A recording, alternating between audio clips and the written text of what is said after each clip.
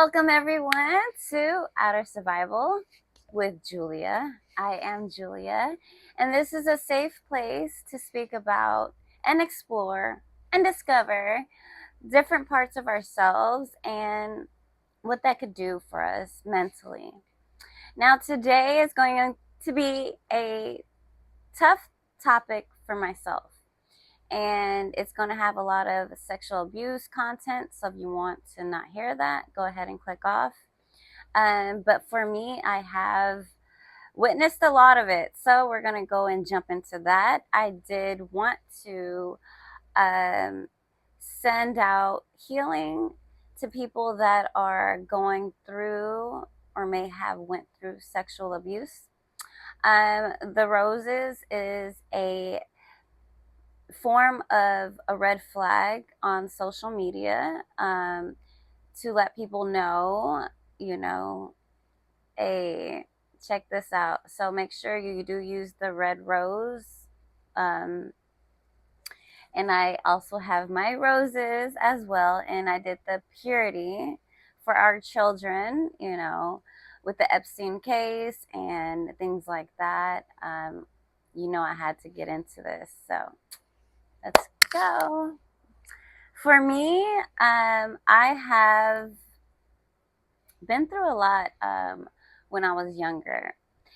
As you know, I did raise two baby brothers, but before that, of course, I had a childhood. Now, my childhood wasn't, that's why I dressed up today, but I mean, like something that I'd wear, let's say my old self.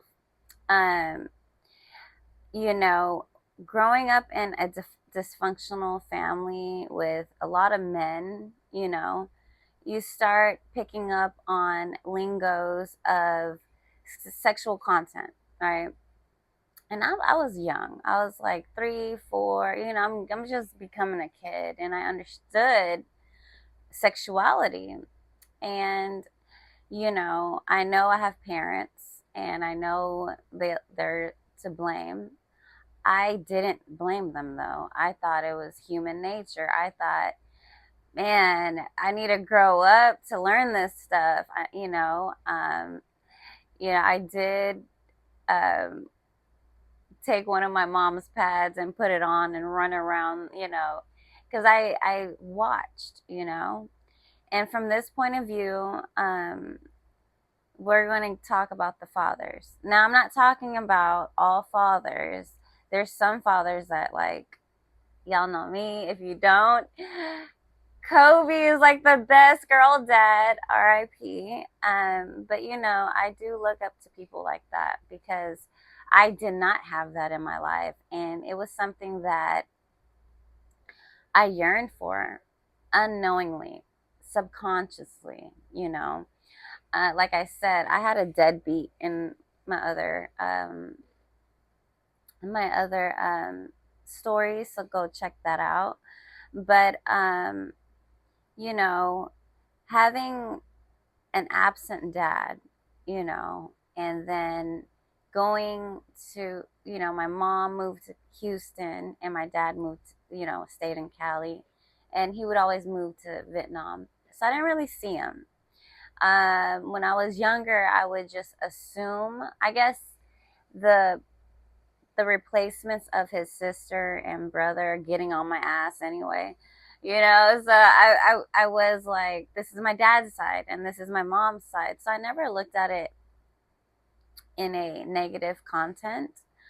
Until I started getting older and remembering things like my aunt, like, come here, and, my nickname whatsoever. Cause, and NyQuil, and this is stuff maybe my mother doesn't know because she was a young mother. But still, if you're older than 16, 18, I think you would understand that your daughter is not around. But I am not judging no one. I'm judging my life. So anyway, um, because I have not asked her about it because she's the enabler. Like, I can't be right or talk to her without being blamed, because she had a domestic violence with my father, my dad. I call him my sperm donor, but for the right reasons, because in the midst of one of my meditations, which you can, remember things that way, and I stopped thinking about childhood and inner child work. And so I got sick for that year. And, you know, I, I thought I took my power back, you know, by dressing like this, by becoming the model I wanted to be, by taking my sexuality and using it as power, going up to, big corps and not caring what they thought about me because I looked like this. Now, when I say that, I did use, and this is the 20-year-old, 18-year-old me, I did use my sexuality, my look for, purposes of trying to make it in the modeling world, just like you see and hear in Hollywood, right? I didn't have any, as you could tell, I had no role models. So I was trying to be my own Marilyn, and it it worked for as long as it worked. I got some good gigs. I was on videos, with local rappers to international rappers, which was cool. Things that I could take with me and be like, you know what? I made a life for myself for what it is. Like when I was little, my brother used to go to car shows, and I'd be like, I could never, because I was a tomboy. And then, growing up, you start being like, hey, but in the midst of that, I didn't have a real childhood. Like I would, I would kind of, and people that went through this could probably understand it more, but I severely put it away. I put it in a safe in my memory bank, and I put it away. Did I know I did that? No. When, you know, starting with the origin of my dad, he wasn't there, like I said, and I, for some reason, thought I was a daddy's girl, and it was only because when I was in kindergarten, it was the first time he walked me to school, and that was the only memory I had of him. And if you're in a dysfunctional family, you do remember those times, and you try to like put them in a locket, and remember those times, because again, in my other video, I had said when I was little, I was very naive, the naivety of it all, and I believed people, everybody loves everybody, but it wasn't like that for me. I thought it was because I loved other people, but my dad would use the mirror effect, which made me feel like, man, I just love this man so much. But in reality, you put a mirror up to yourself when you're that young. Let's just say you can do that, and you can do that in meditation. But you put the mirror in front of you. That love, that deep, caring love that someone has for their parents,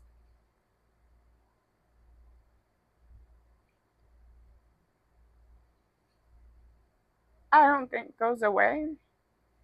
Excuse me. I don't think goes away until you put your boundaries up. And it didn't take until now. And that's why I'm crying. I'm not traumatized anymore. I'm not, it's a liberation of that's my painting. I did a lot for this cause that I did not know that I was going through, because in the midst of that, my mom leaves California and moves to Houston. And I think this is the worst thing you could do to somebody or kids is be like, do you want to go with mommy or do you want to go with daddy? And it was something that, you know, girl power. So I went with mommy. I didn't think that was going to be a target on me because, you know, for one, my dad is incest. And for two,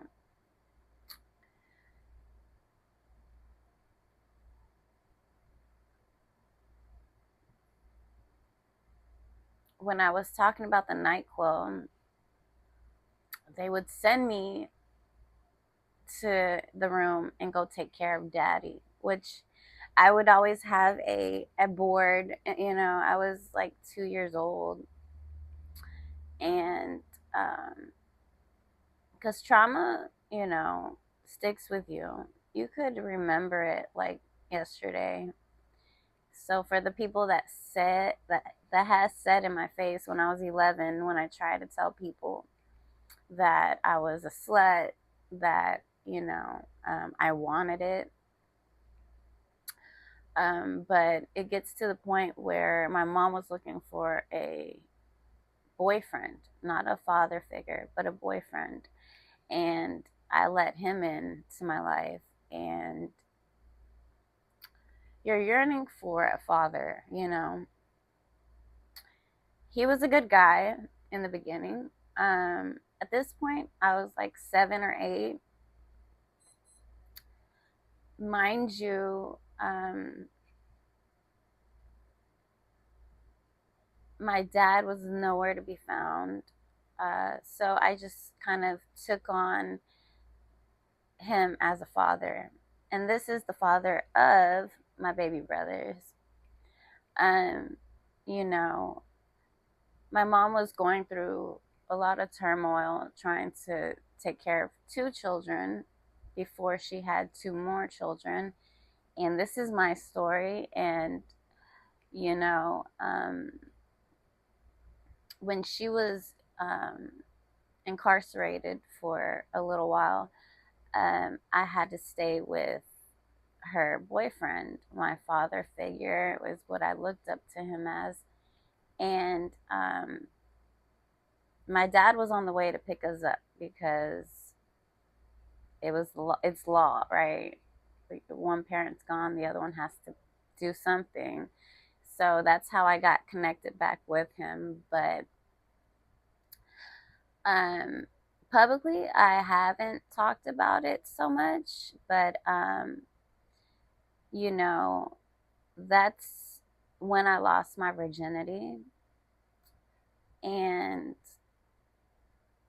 the reason why at, let's say, 7 to 9 years old, I didn't come out and say anything. I didn't, I was the one that was quiet, happy, believed in unicorns, believed no one could do wrong. And then you wake up to something like that. Um, it's something that you can't take back, obviously. And it's something that you're just confused by because, for one, you're waiting for your mother that's supposed to fend for you.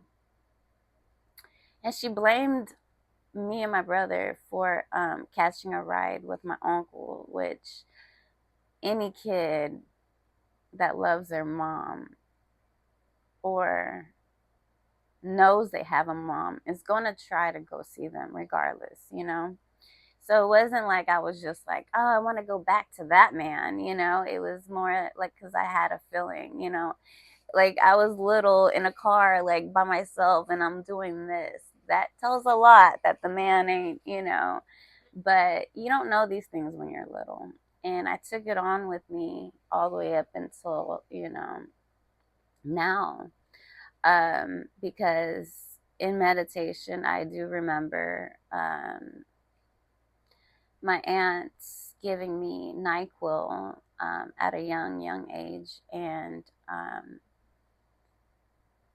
m- taste, memories, taste. I feel like God gave me my gifts to where I remembered the taste of not liking. And I used to drink heavily when I was younger because of all this. But I just remember, like, when someone's just waking up out of being drunk, I remember that taste, but it wasn't mine.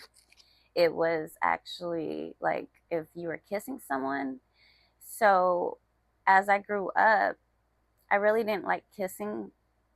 Um, I didn't, as much as girls called me a hoe and this and that for looking like this and trying to take my power back. Um, I wasn't sexually active until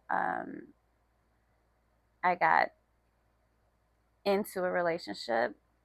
I mean, of course, I had one night stands. I was like, a college girl trying to make it type deal. But, being in the industry of trying to be in videos or whatnot, you're always going to have that sex appeal that sells, and I fell into that because of the things I've been through.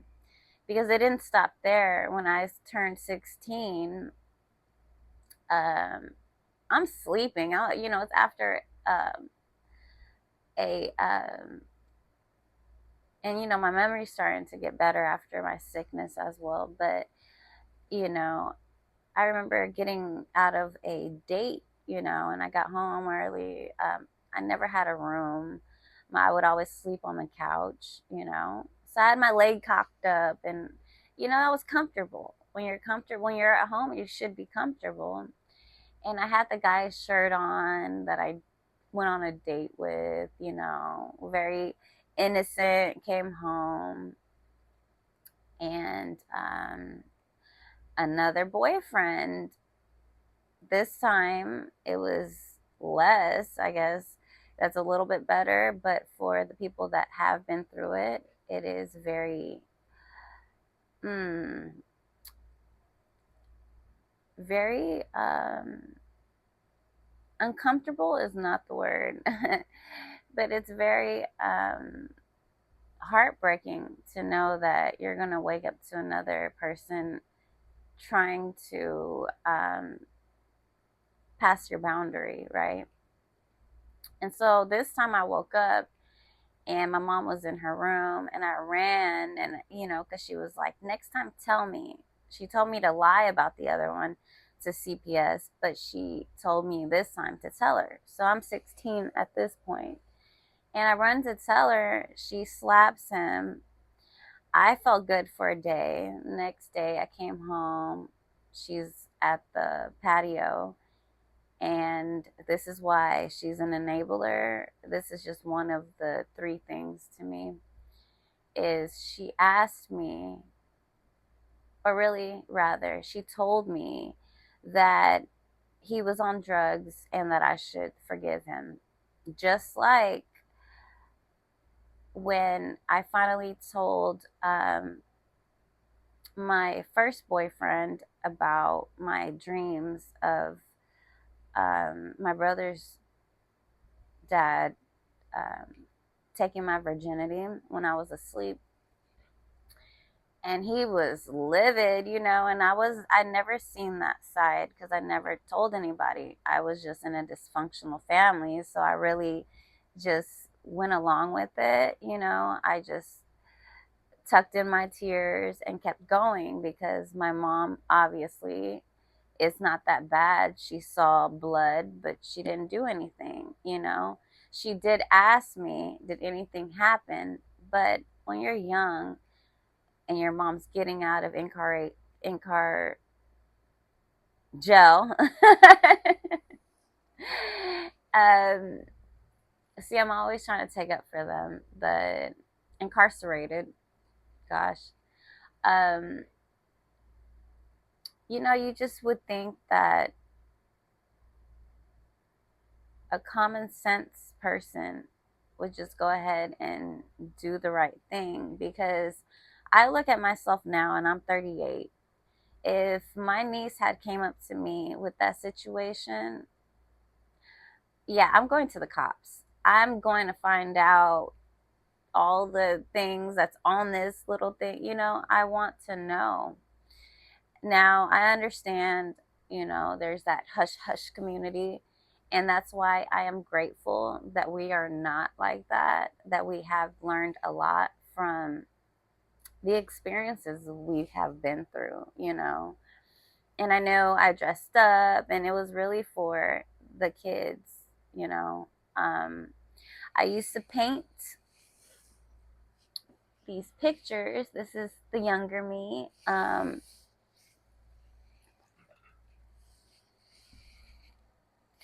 I remember when I told my dad about this, the vacation he poisoned me. Um, he was like, "What are you doing?" Like it felt like I was one of them, because um, you know, trafficking is a big deal, and I I feel guilty because I knew people and didn't say anything, you know, and I was used to go get more models, things like that, because, and I bring that up because basically my dad passed down the baton to my brother to keep the abuse up. When I say to my brother, it was like smack down every day for me, but with blood, and that baton in my 20s, or 18 to 20, was passed down to my ex-boyfriend, which I had no idea. They were like in cahoots with each other. And I had to find that out a few years ago or longer, but I kept it to myself, and here we are. I bring this up because I know that a lot of people can't talk about these situations. I know it's very hard. I know when I was little, I would always draw women and princesses in a beautiful gown. And yes, it showed their cleavage, but I had never um, thought it was a bad um, connotation in women, because I've always looked at women like the beautiful artifacts, the beautiful Egyptians, to you look at the museums of the sculpting of women. And when I was little, I was, you know, very advanced, and I'm proud of that. That's why I can conclude all of this. But yeah, I was the one that knew a woman's body was art. Like, I would look at different statues and be like, oh, I'm all lanky, little, and skinny, like puny. If I'm skinny like this, imagine when I was like 5. It was it was funny because I would look up to that. And it wasn't because I wanted to have sex. It wasn't because, I was young. I wanted to be Ariel, I wanted to be all of the princesses you see. And if you look at their dresses, it's pretty much like this. So I always wanted to be beautiful because, or be told that, I guess, in a subconscious way, because I was never told that, but by my passed over loved ones. Um, and when I was little, I always got hand me downs from my cousin that hated me and I didn't know. Um, and they had holy shirts, and I had no problem with it because I had nothing. When you have nothing, you're happy with um your purple shirt, with your unicorn on it. But, and that's why I do try to help with Toys for Tots on my birthday in December. And maybe this year we could do it together. But yeah, I'm always trying to give back to that community of children that didn't have a voice or don't have a voice, because there are so many situations that, and that's why I didn't come out right away, because I know that there's worse things out there. I mean, if you watch the news, even if you can't, you're in the airport, you kind of have to watch the news, right? And you have Amber Alert, which, I think that's totally awesome that that father did that for his daughter's memory memorial. But for me, it was getting things, and it was crazy because before I shot this, I was putting my flowers up for the kids, but I wasn't planning this. But one of these paintings I was doing during COVID, um, so it was before I went, but no, it was during COVID, and it was a tough time for humanity, because for humans, because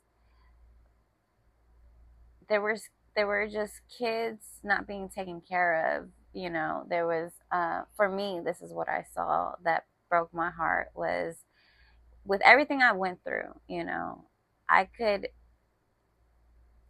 I could understand and co-sign for these kids that were getting dropped off chips and then going to their boyfriend's house down the street. You could look that up. That's a true story that happened in COVID, and they both got locked up.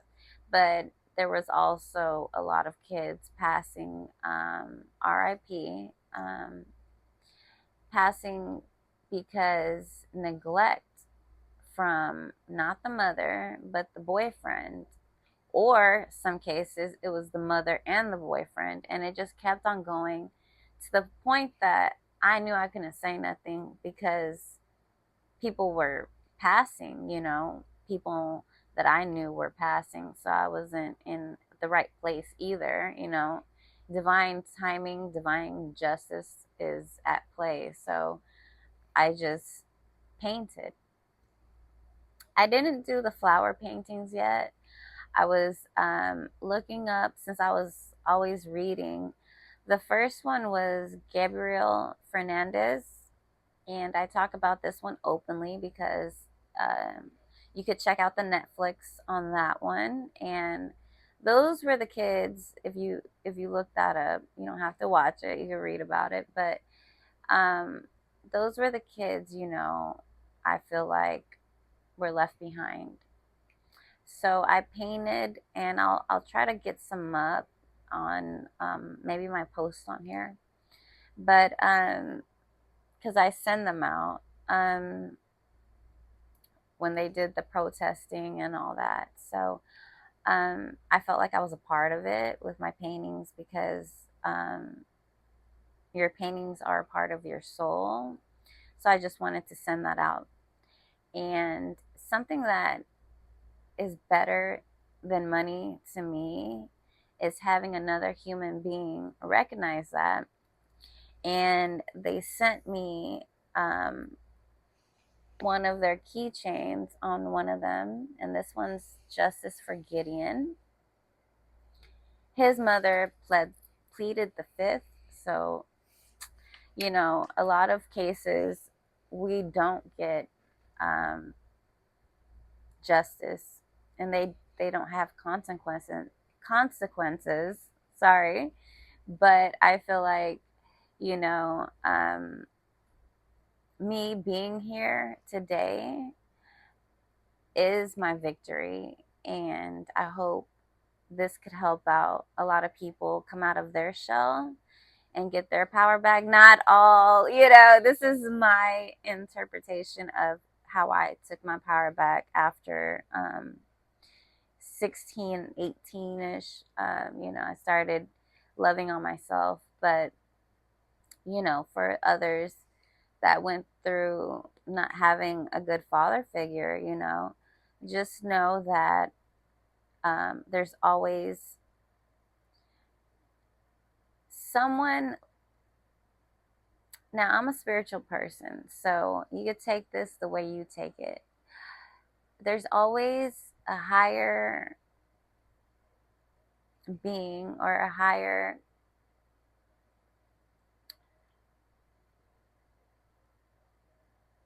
what I would say is the Most High. I would say God, um, Yeshua, my grandma. So if you could resonate with past loved ones as well, you're always being taken care of, just like that father that wasn't there. And I am proof of that, because till this day, I don't talk to any of my family, because, for one,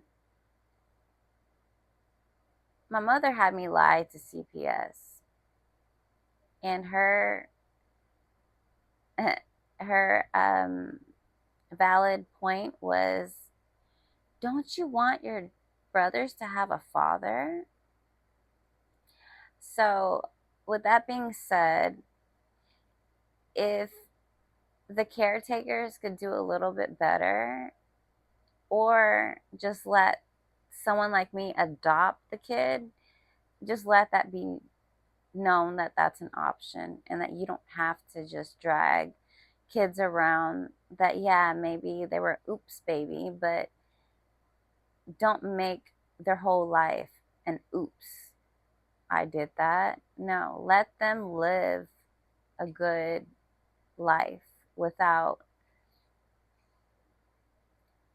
thinking you could fix everything, because you can't, especially if you're an enabler.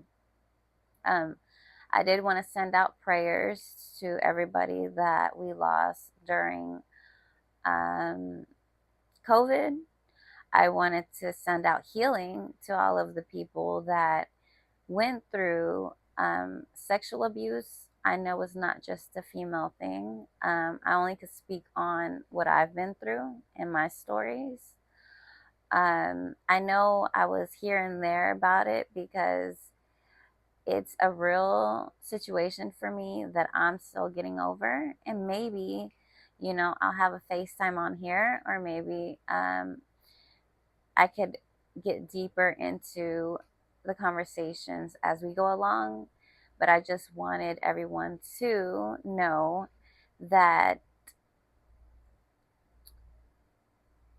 just because you see a well put together person, just because they might be laughing, or just because they're successful, does not make it right, or does not need more compromise situations. When I say that, asking them, why now? Why haven't you told me? Why? Some people are like Ariel, their voice is taken away from that person. So let them come out as they want to come out. And for the people that went through it, I am here for you. I see you. I know a lot of people can't understand what that means, but I know that there's going to be more awareness. You see more people get in trouble for like the island and things like that. So we just have to keep on hoping. That's one thing that kept me going is hope. I hoped for a successful career in this and advocating. I told myself when I was younger, I'm gonna help these kids out. And I hope we are the older kids that I can help out. And find ways in your community to see the signs. Talk to, if you're a teacher or a caretaker, talk to your kids. Sometimes they want to tell you, they just don't know how to. It's a big topic that kids aren't supposed to really talk about. I never got the birds and the bees. So if y'all want to tell me about that, go ahead. No. If you know me, I have to kind of laugh it off. And that's probably my superpower. But anyway, roses to you guys. And I hope this helped out. I know it's a tough topic to talk about when you don't have a father figure or a mother figure for some. But know that we have each other, that we have the Most High or whoever you look up to. You have your guardian angels. Don't forget that you are loved by humanity, that we are one, that you can't go wrong with loving yourself. I hope you enjoyed this heart to heart. I am Julia. This is Outer Survival with Julia. I'll see you next time. But before then, it's Julia. No, I love you guys so much.